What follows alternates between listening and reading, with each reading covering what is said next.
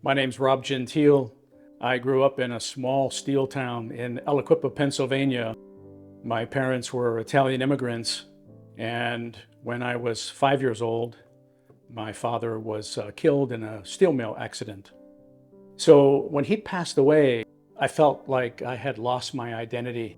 There was this tremendous void in my life, and I didn't really know where to go from there. But what had happened to me is that before my father had died, we were in a very, very small two-bedroom house, and my other brothers had one bedroom, and I was in a crib with my parents. I was laying there one night, and all of a sudden came this glowing orb. It was a light that was very unnatural. It wasn't like a light bulb or light of the moon or anything like that. It was its own kind of light that just seemed to seep through the ceiling. And as it descended, it was this beautiful, just like pulsating, glowing orb. And there I was as a child, and I'm laying there watching this. And then all of a sudden, it transformed into this hand. And this beautiful hand began to just float down slowly, and it just landed in my hand. I remember in my right hand. And it was almost like I absorbed this kind of energy. And I remember jumping up onto my feet and grabbing the rails of the crib and rattling these things and just laughing and laughing and laughing, like with total abandonment, only like a child can do. And I remember my parents waking up, and they were probably saying, he's probably having a dream or something, and they had gone back to sleep. But after my father passed away, never again would I sleep with my hands wide open and open to the world on my back. I would sleep on my stomach with my hands curled tightly under my chest, because I felt that that hand, that light that came to me, was kind of like the only thing I had left to hold on to.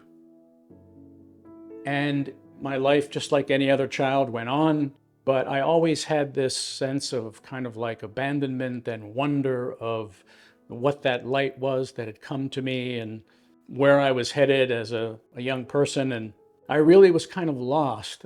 Particularly, I remember even in my teenage years and throughout high school, I was always kind of like a loner, always in search of myself, wondering what it is that I wanted to become. And I was always very, very curious about that light that I had seen as a child. I was always asking my mother questions about God and our existence and why we were here. And then I was married, and I had my first child with my wife, Melanie. And at, I think, age 18 months, we realized that there was something wrong with my daughter, Maria. And as time went on and genetic testing became available, we began to realize that she had a very, very rare neurological disorder called Rett syndrome. It's not that these children are retarded, it's that their brain stops wiring at around 18 months old. So Maria presents like she has severe autism, cerebral palsy, she can't feed herself, she's nonverbal, and she still has to walk with great assistance. So Maria is now 26 years old, and my wife and I had dedicated our lives to trying to, which we still do today, trying to find a cure. The seizures are pretty much under control now, but for years and years and years, we lived with a terrifying seizure disorder that there were sometimes months on end when my wife and I would be living in the hospital. The only way that they could stop Maria's seizures were with phenobarbital IVs that would literally put her in a coma for days. So it's been a very, very difficult journey through these past 26 years with her. And what happened was, at age 56 years old, it was on January 26, 2016, I had been having all of this pain in my neck from sports injuries when I was younger. And it was determined that I had these bone spurs on my neck that were pinching my nerves and giving me all of this pain. So I had got all this testing done, and these bone spurs had to come out. So we found a doctor in Pittsburgh who does this special surgery called a foraminal anatomy, and he goes in through the front and he makes this very small cut in the neck and moves the esophagus aside and drills out these bone spurs. It's a very simple surgery. I was only in the hospital for one night. And then my wife drove me back to North Carolina, where I live now. But what happened was 3 nights later in my bed at about 11:30, 12 o'clock at night, I threw a blood clot. And we know now it went right into my widowmaker. All of a sudden, my wife is, turning on the lights, trying to figure out what's going on. I'm flopping around in the bed, screaming in pain. And then I passed out from the pain. My wife calls 911. The ambulance arrived. They rushed me to the hospital. Thank goodness the hospital is only like 3 miles from my house. But on the way, the ambulance driver knew I was having a massive heart attack. He calls it in. They get me into the ER. And they bring me into a room. The cardiologist was not in the hospital at the time. So a nurse comes in and they give me whatever the medicines they give you to thin the blood and to calm me down. And I'm still unconscious. And the nurse tells my wife, well, it looks like he's stable, so we're okay. Let's just wait for the cardiologist. And the minute she said that, all of a sudden, as my wife described it, it was kind of like a scene from the movie The Exorcist. It was almost as if somebody had grabbed me by my shirt and just pulled me forward off the gurney. And I sprung forward off the gurney from my waist up, and my eyes popped wide open, and I screamed out the name Frosty. And then I collapsed backward on the gurney and flatlined. Code blue rang out through the hospital, and in rushed this team of doctors. They grabbed my wife, and before they took her out of the room, she said to Dr. Patel, the little Indian woman that saved me that night, she said, "We have a special needs child, and you have to save him because she cannot make it without him, and I can't do this alone." So they take my wife out of the room. My wife drops to her knees, began praying out loud to God to save me, and they began to work on me. For 20 minutes, I was dead. They did vigorous sternal rubs, multiple paddle shocks. 4 times they stuck that needle in my heart and injected epinephrine. They could not get me to come back. But something had compelled Dr. Patel to continue to work on me for some reason. I mean, I'm dead for 20 minutes. She should have called it long ago, should have been brain dead. But she continued to work on me until she obtained a very slight pulse. And when she did that, Dr. Bajwa came in, another doctor who is now a friend of mine, the cardiologist. He did a catheterization up through my thigh. He found the blockage in my widowmaker, inserted 2 stents, but it was too late. I had gone into cardiogenic shock. I was intubated, and I drifted into a 4-day coma. The neurologists were coming in and out of my room, my wife tells me, to see if I were brain dead. And my oldest brother drove down from Pittsburgh, and he called the local parish priest. The parish priest came, anointed me with oil and ashes in what's called extreme unction. In the Catholic faith, you get that one time to get you prepared to meet God. And so I was given my last rites, and on the 4th day, they came to my wife and they said, "Look, we can't wait any longer. We're going to take out the tubes and, we'll see what we have. He's probably a vegetable, but we'll see what happens." So obviously I started choking and I came out of it. And I remember coming out of recovery, the first person that came into my room was my wife, Melanie. She said I was speaking in this really high-pitched voice like a child. And I kept on saying, "Melanie, you have to believe me. You have to believe me. It was Frosty. It was Frosty. He came to me." And she said, "Oh my God, that makes so much sense." She said, "Tell me exactly what Frosty said to you." And he said to me, "I've made a big mess out of things, and you have to go back and help clean things up. But tell my family I'm in a good place." She said, "Oh my God, that makes so much sense. Only my brother could have said that. He was always making a big mess out of things." And she said, "You sprang up off the gurney and you screamed out Frosty's name before you flatlined. You had a massive heart attack. You've been out for 4 days." So to give you a little bit of a backstory, Frosty was my brother-in-law. And was going through a very difficult period in his life. He was going through a divorce, and he was living in the upstairs bedroom of his parents' house. And unfortunately, 7 weeks before I died that night, Frosty had taken his own life.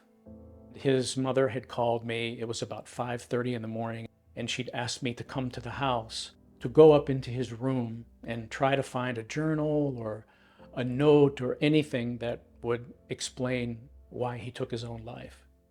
So 7 times I went up into that room, picking through a rather gruesome scene, and finally I found a journal, and I had given it to the family.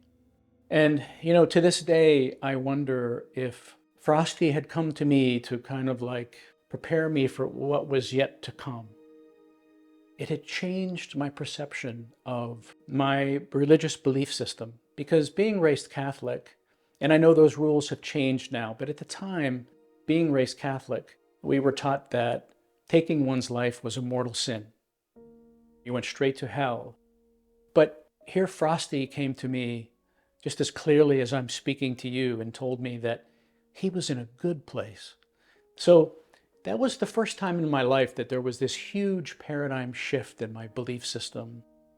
And then the second day that I came out of coma, it was so extraordinary, because there I was, my arms were still paralyzed, and this beautiful little Indian woman came up to my bed and she said, "Hey, I'm Dr. Patel, and I'm the one that was working on you that night." And she began to tell me how many times she almost lost me and all the things that she had gone through. And all of a sudden, it got very personal.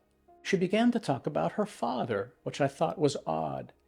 And she began to cry, and she was telling me about her father. And she said, Rob, my father and I were extremely close, and all he lived for was to see my first child. But 6 months before my child was born, my father died suddenly of a brain aneurysm. And she said, I'm a Hindu. I've been always very, very spiritual. And ever since that happened, I've been very bitter. I've kind of lost my sense of spirituality. But seeing you here alive, maybe, just maybe, there's something out there, because you shouldn't be here. And as she was telling me this, it hit me like a ton of bricks. It was like the puzzle unscrambled, and there it was. Because besides Frosty coming to me, there was another male spirit that had entered the room while she was working on me, and I could hear this voice over and over again saying the same thing. Keep working on him. Don't give up. You can save him. And then it hit me. It was her father speaking through me, encouraging her to continue to work on me. There's no reason in the world why she should have continued working on me for 20 minutes. I was long gone, but something compelled her to keep working on me. It was just this voice, this continuing voice in the background, repeating those same words over and over and over again. And in that moment, I didn't have the courage to tell her that it was her father speaking through me, that was the one next to her telling her to continue to try to save me. It was a year later, when I had come back and met her in the hospital cafeteria, that I told her about that experience. So after I had been released from the hospital, I went into rehab, and they had told me that I could not survive without a heart transplant. My heart was completely destroyed. So before I was released from the hospital, they had fitted me in this defibrillator vest that looked like a policeman's bulletproof vest that they would wear. And every time my heart would fail, which was often, of course, this thing would, shock me back to life. You talk about PTSD, right? Because this thing was always shocking me back. And then the other thing that they did to me, because my heart was so weak, is that they inserted a port in my chest. It was dripping this medicine on my heart every 60 seconds called milrinone. It makes the heart pump, but it starts the clock ticking right away, and it wears the heart out very, very fast. But I could not get a heart. Hearts are in short supply. So I went everywhere to try to get a heart. I went everywhere in North Carolina, the clinics here, and what they had to offer me were terrible alternatives. So I was very, very desperate and depressed, and I was about to give up. And it turns out that my employer, who I work for, he helped me to get into the University of Chicago Medicine. So I'm going through this whole process of getting a heart and going through all of these different tests, and I'm getting weaker and weaker and weaker through the process. And I'm about 174 pounds, and I had atrophied down to like 132 pounds. I was a skeleton of a human being, and lo and behold, in the last set of tests, they found out that I had prostate cancer. It was a shock. Dr. Uriel came into my room. He brought like 5, 6 doctors with him because he needed emotional support, I guess. And he came into my room and he told me, he said, "Rob, I'm sorry, but we found prostate cancer in you, and I have to take you off the transplant list. And the only thing that we can do for you now is we're going to have to take the prostate out and wait like 6 months to make sure you're cancer free." So once again, I find myself in this position where I'm abandoned by God and I'm not going to make it. And I never forget, I was in my room and I was on the 8th floor of the University of Chicago Medicine, and I had this view of Lake Michigan. It was 10 o'clock at night or something, and all of a sudden, out of nowhere, this storm whips off the lake, and these heavy sheets of rain start slamming against the window, and lightning like I've never seen it. And when you're on the 8th floor next to the Lake Michigan, it's like you're in the middle of the ocean, you know? So I started to get really scared, and I'm very, very weak. And all of a sudden, it was kind of like this dark entity had entered the room. I felt as if something was trying to weaken me. I was being dragged into this darkness, you know? I was a magnet dragging all of this fear, everything that I ever feared, and every mistake that I had ever made in my life. All of these things were flashing before me, and I felt myself getting weaker and weaker and weaker. I had had an encounter when I was a child of a boy that had a very deformed face when I was walking through the mall with my mother shopping. And I remember meeting this child who had this deformed face from thalidomide when he was a child. And I was face to face with this boy, and I remember being so terrified, and I couldn't even talk. And that boy had felt so bad, and his mother grabbed him and pulled him away and said, "Let's just go home." And that memory had haunted me my whole life, that I had done something wrong to that little boy. And I remember when that rain and that lightning was, flashing, and all of that was going on in that room, it was kind of like this little boy's face had kind of like a hologram had pushed through that window, and even he was facing me. "Look what you had done to me. It was you that made me feel so bad about myself." All those things were happening and raging, and all of a sudden my heart had gone into tachycardia. Tachycardia is when the heart goes into this erratic rhythm, and the heart already weakened, and I was barely alive as it was. And there goes my heart again. It's in this erratic rhythm. But I just released myself. I remember crying out, "Do with me what you will." And in that moment, I found myself standing in the middle of nowhere. It was inexplicable. I thought to myself, how can this be happening?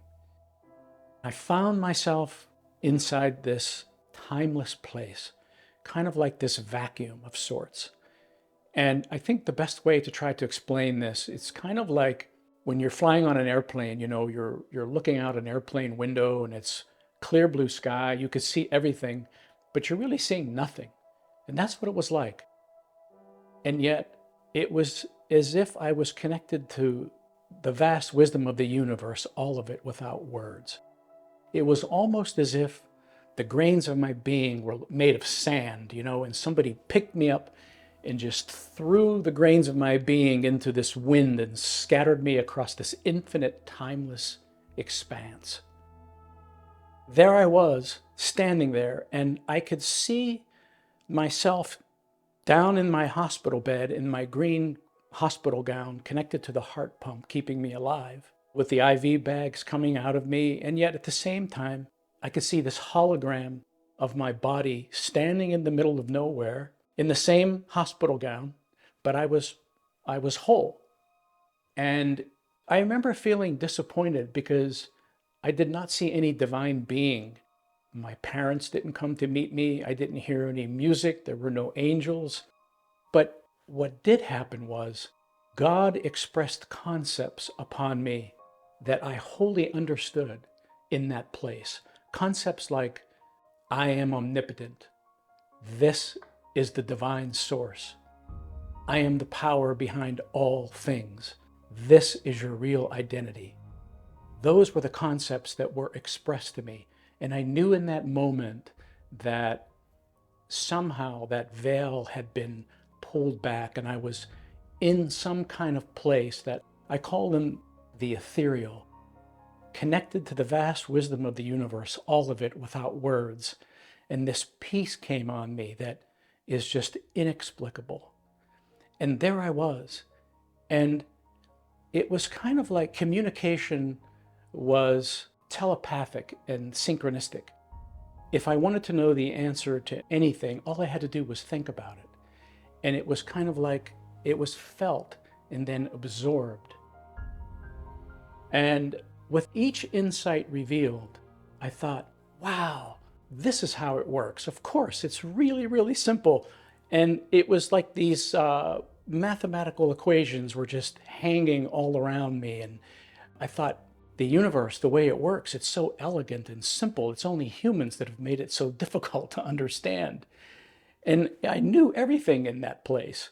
And it was just beautiful to be floating around, seeing all of this, And then it's very difficult to explain this piece, but I'm going to try to articulate it.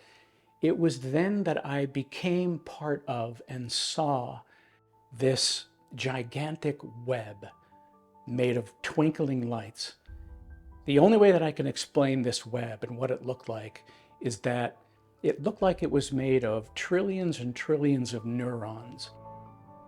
And this web just seemed to extend out into infinity. And I was part of it.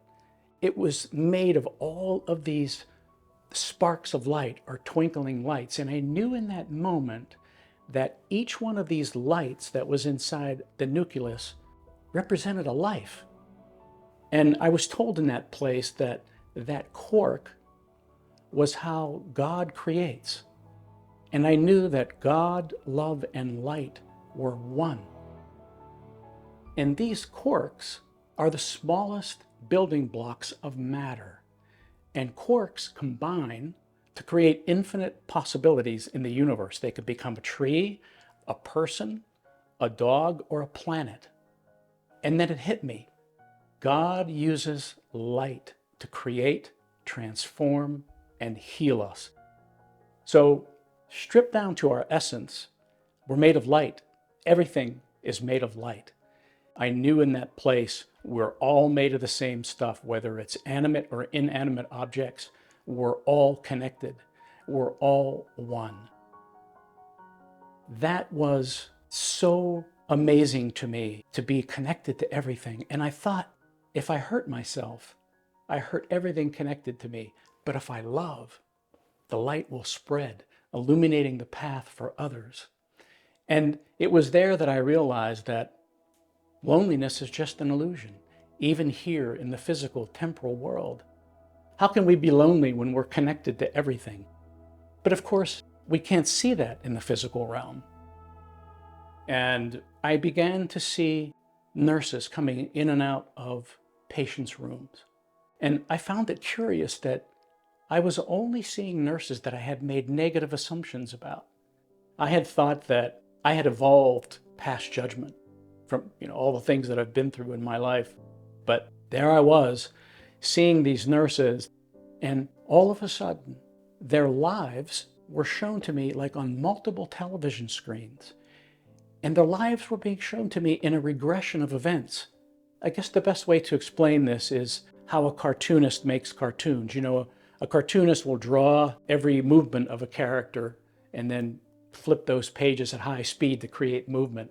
And that's what it was like. So their lives were going backwards in this regression of events. And every time something happened, like a violent event or abuse or a watershed event in their lives, circumstances out of their control, an accident, or a bad personal choice, that film would stop for a millisecond to give me a picture of what had happened in that person's life. And I realized that it was painting a portrait of what that person had become and why. And I remember standing there looking at this thinking, how could I have ever judged these people so harshly? And then I was giving a life review of my own life, the things that I was most ashamed of and the mistakes that I have made. And let me tell you, having a special needs child and thinking about my own mistakes, heavy burdens that I had to carry around. There were times in Maria's darkest times where I had prayed for God to take her, both for her to stop the suffering and selfishly for me and my wife. And these were heavy things that I had to carry around. And then I forgave myself. And in that moment of forgiveness, there came Maria. Here she was, standing in the middle of nowhere. She came out of that web where we were all connected, and she's standing there, perfect and whole. And she had this light coming through her eyes. It's not the kind of light we see in the natural world. It was kind of like that light that I saw in my crib. It was that light that animates all life, that spiritual light. And there she was, standing in the middle of nowhere. She wasn't wringing her hands. She was perfect and whole, beautiful. In the ethereal, there was no language. Like I said, it was kind of like communication, was kind of like telepathic and synchronistic. And I started having a conversation with her in this unspoken language. And I said to her, Maria, I've never heard your voice. I don't know what your personality's like. I've never heard you say, I love you, Daddy. Your mother and I have taken you everywhere, try to find a cure. We don't know what to do for you anymore. When you're suffering, when you're having seizures, I said, just tell me what to do. And in that unspoken language, she said 3 words to me that transformed my life. She said, just love me. And when she said, just love me, I cried out in that ethereal space. And I said, I never want to leave this place.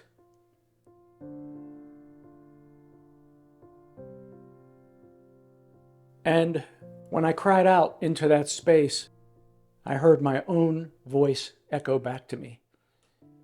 I never want to leave this place. And it was then that I found myself back in my hospital bed. And there I was, laying there in my broken body, trying to remember what happened. I had no pain in the ethereal. I didn't feel anything there except that peace and love and wholeness. But when I came back into my body, I had that sense, of course, I can hear the new pulse pumping my heart, and had the same old pain and suffering that I had been going through. But when that experience had ended and I was laying there in my bed trying to grapple with what happened, most of those details that I had remembered in that ethereal space were already leaving me. I don't know how, by some spiritual osmosis, that I knew everything when I was there, and then here I am back in my broken, atrophied body, and I couldn't remember details. But I never forget thinking, I really don't care now if I get a heart. I could care less. I wanted to be back there, connected to everything, in that beautiful love and light of God. I wanted to see my daughter whole again and perfect, and I could have cared less. But I knew, too, that I was sent back for a reason. I had to help get my daughter and my wife safely to the other side. But when that experience had ended and I was laying there in my bed, I remember wondering why this all happened to me. My life had flashed before me from the time that my father died. The glowing orb came to me in the crib. Maria's birth, having a massive heart attack, dying, almost making it to transplant, all these things happening to me, seeing my daughter perfect and whole in the spiritual realm, finally convinced that God did exist. And there I was, and I'm asking myself these questions. And much like I heard Frosty's voice, and much like I had those imprints of spirit telling me, those concepts, I am omnipotent, this is your real identity, all those things that were happening to me, I had asked the question, why am I here? And there was that voice again. I heard one word: testify. And it was shortly after that my heart came and I was transplanted. I made medical history twice, actually. I made medical history with the new pulse, and I made medical history with creating a new category for men with prostate cancer to get transplanted, because what happened is that eventually my doctor was able to get an exception from the government to transplant me, with the agreement that the prostate would be taken out after my heart transplant. So I signed the paperwork to get that done, and I was transplanted. But when you're transplanted, you have to live near the hospital for a year because they're responsible for your health. You have to have testing almost every week because the heart is very, very susceptible to rejection or infection. So when I was in Chicago, living in that apartment by myself for a year, of course my wife would come when she could to visit me.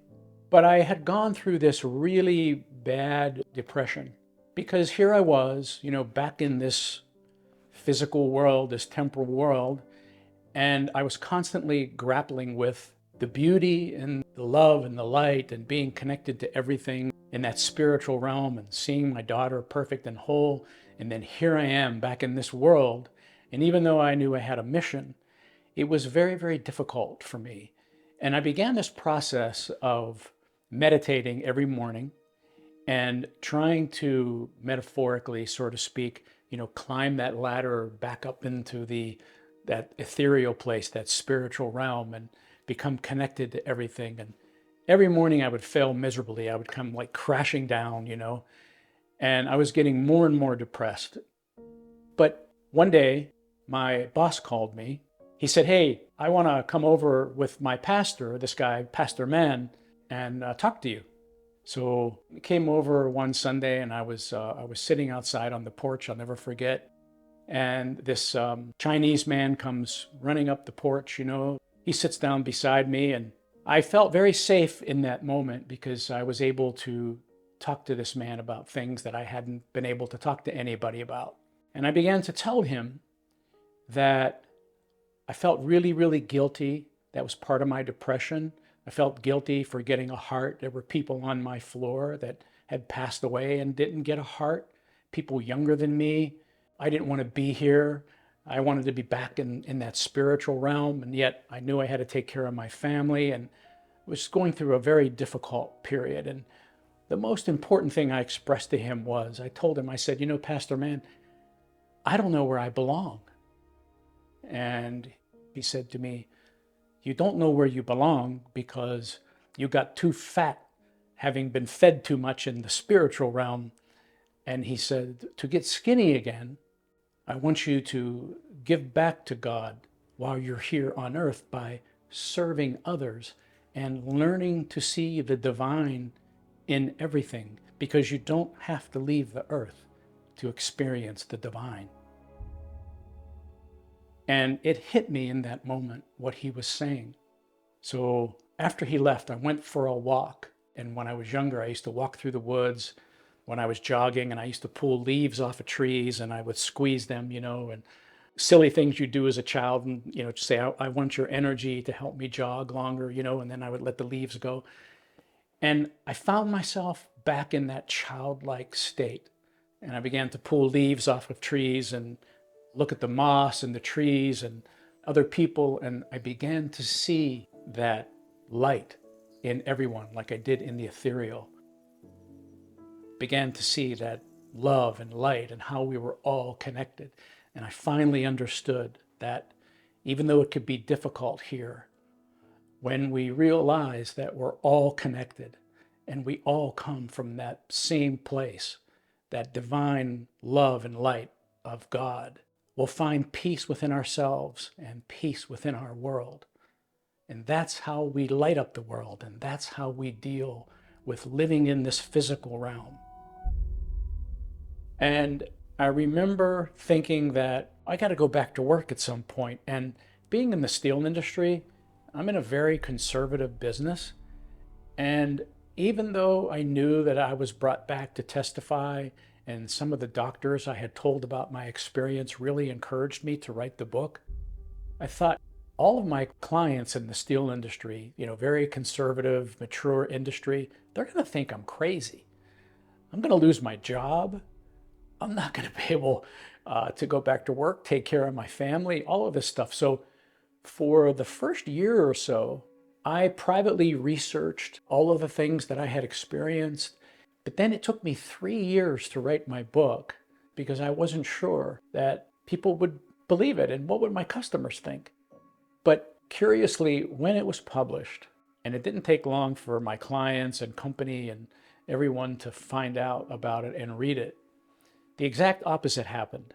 I remember going to see clients that, I thought were ultra conservative people that would never, ever share an experience with me. But I found people opening up to me and wanting to share experiences with me that they privately had and felt and never were able to really feel comfortable in a trusted space of talking to anybody about. So here I found myself going to visit clients and, they would shut the door and say, "Hey, Rob, before we talk about business, I got to tell you something." And it was really cool to have them tell me about their own personal experiences. And I was astounded to find out how many people have had spiritual experiences that they have tucked away their whole lives and have never felt comfortable talking about. And then, it struck me, why would anybody find this to be something that was out of the ordinary? After all, we're spiritual beings first, having a human experience. And before I had this experience, my faith was more like an insurance policy. Hey, I wanted to believe in something just in case, I die and I want to make sure that I go to heaven. But after this experience, now I know. I know my real identity and the real identity of everyone else. I know my identity comes from divine intelligence. It comes from God. I no longer have to be convinced. Now I know the truth. And once you know the truth is freedom. And my intuition has also, and my empathy, both of those have increased because now that I realize, we all have this intuition. Sometimes we believe in it, and then sometimes we don't, we doubt. But after understanding how the heart energy works, and that when the heart and the brain are kind of like in coherence, when they're working together, our intuition, this gut, whatever you want to call it, is really where the magic happens in our life. It's where the muse comes from. It's where the divine expresses through us. This is where I learned that God both experiences and expresses through us, through creations. It's the only way it could be designed. That's how the divine intelligence experiences life, through us, through the creations. And being that we're all one and everything is created from the same recipe, this is how we learn to express through this love and light of this intelligence, this God intelligence that we all come from.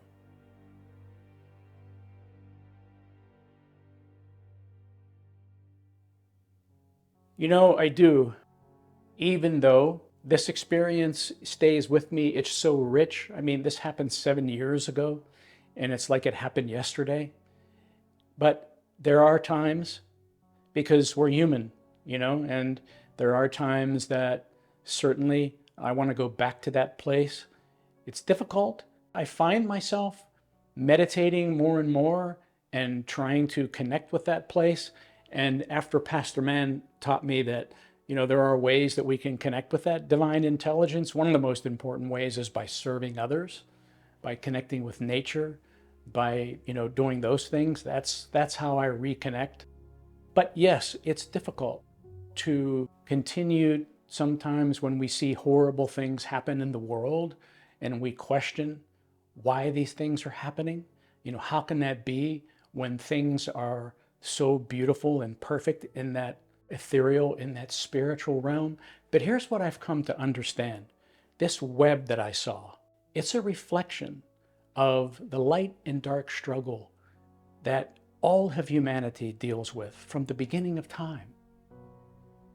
So what my experience has taught me is that what we do here is a reflection of that spiritual life, and vice versa. It's almost as if when I was in that web, there were dark parts of the web that I saw. There were some lights that weren't emanating as bright as others. That's where we're not allowing this love and light of the divine to shine through us. So I used to think that, what are those dark parts of the web? Is that evil, or what is that? No, I've come to understand it's just not where we're allowing this divine love and light to express through us fully. And God is obvious in life when you understand that it's all about free will. It's a choice.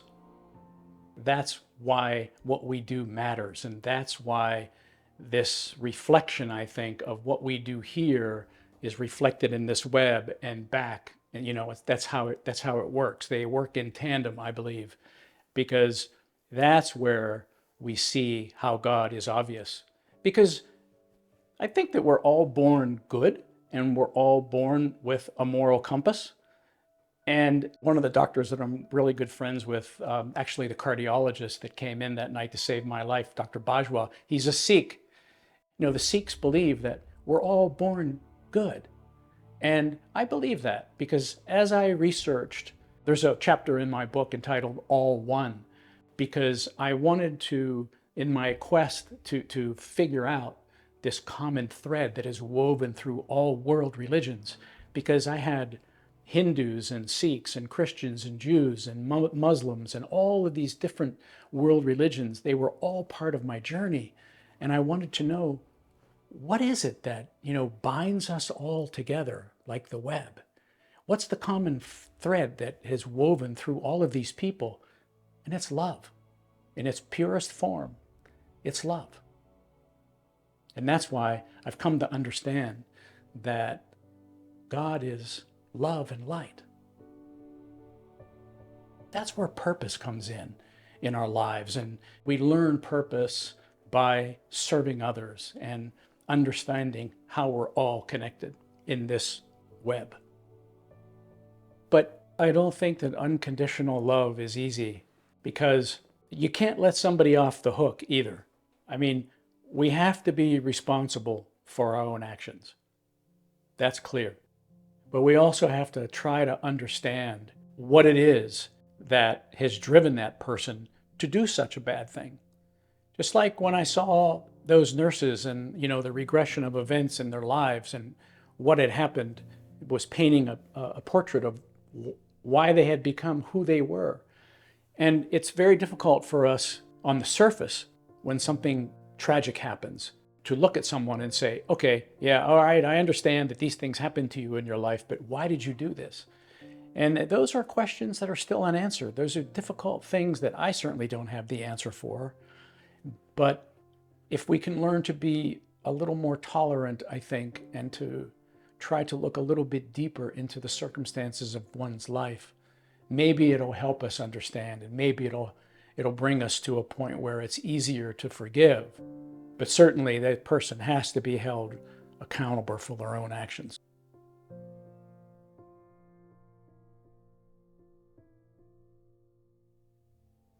I see us going through a very difficult period now in this country. Instead of being pulled together like we were in that web that I saw, I see us being now more and more factions breaking off and people becoming more isolated and angry. So there's so much pressure on society here now. But in my opinion, who we really are is divine intelligence being expressed through physical form. We all come from the same place. We come from this place of divine energy. We're all bound together, made from the same stuff. We're all connected. And if we understood that, we can almost accomplish anything, especially together, instead of apart. And that's the message that I received in the web. That's what it was, that we're bound together, connected by this web of God's love and light. And we all come from the same place. And can you imagine the power of that unity, that message of unity, what we can accomplish together on this planet? It's unlimited. So we have to find a way to get there, to save ourselves.